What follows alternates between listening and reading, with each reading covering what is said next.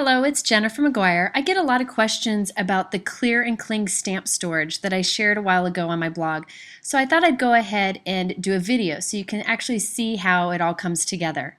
I really love the system and I think it's something that might work for a lot of you. So here's a look at the system. It really is nice and organized and very clean, which I think helps in staying creative and inspired. I think the more organized you are, at least for me, the better you are at creating. So first of all, I'm going to show you the pockets that the stamps are in. Now this works for most typical size clear stamps and cling stamps. These pockets are really nice, very good quality, and the perfect size. So this is what it looks like, and I also labeled the top of them with a label maker, but you could make your own labels for that if you wanted to. And since they're about 5.5 inches wide approximately, it fits in a lot of different storage containers. So here is a closer look. You can see it's a nice, thin, very clear package, and it has this tiny little flap in the back that you can tuck in. So you don't have to worry about loose stamps coming undone and getting lost. And you could also store matching dies. If you have a stamp set with a matching die, you can store it in there also. So you can see how easy it is to pull the stamp set in and out. I also include a white cardstock insert. I just cut up some inexpensive white cardstock, and it just gives a nice backing for it, but you could skip this step if you wanted to. These pockets come in packs of 25, and the price is about 30 cents each, which I think is very reasonable. They're nice and slick, which I think is good when you're kind of flipping through all of the stamp sets in your collection, so you can just peek through and find what you need quickly. These are pretty thick, thicker than a plastic bag, so you can be sure that they're durable enough to last for a while. I also like that the flap keeps all the stamps safe inside. Now these pockets are a little bit bigger than 5.5 inches wide and a little bit smaller than 7.5 inches tall. I then put in a cardstock piece that's a little bit smaller. I just think this adds some stability to it, but you could skip this part if you wanted to. Next, I wanted to talk about the container I found for my stamps.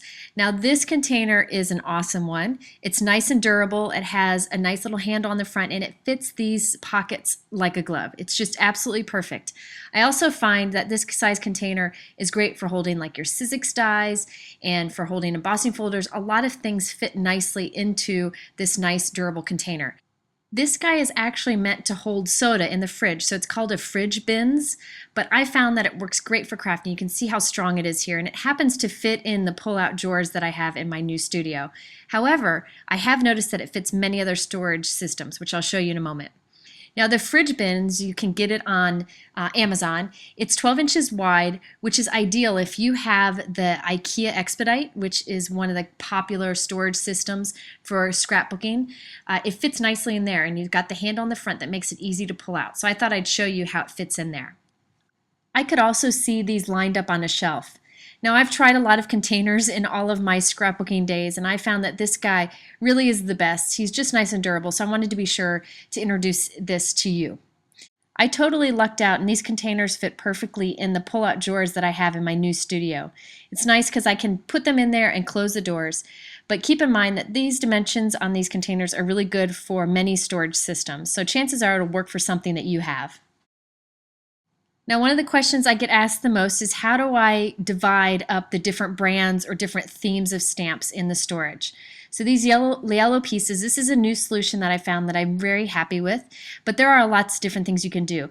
This is actually, these sleeves I cut and then rounded the corners and put a label on the top. They're actually cut from a yellow folder that I found at Office Depot. I just got the cheapest yet thickest folder I could find, and I cut pieces from it. I just thought it was something that was plastic and kind of durable.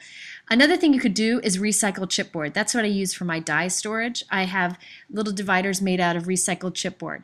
So really anything thick, and just make it a little bit taller than the pockets themselves, and you have some great dividers. Now I know there are many stamp sets that are slightly bigger than the average. I know, for example, Allie Edwards and Technique Tuesday have some that are a bit taller. I've got these pockets from Office Depot for those stamps. They're 5 by 8, so it fits these longer stamp sets. And you can also store these in the same container. However, I keep mine separate in a different spot, but you have the option to put them in the same area.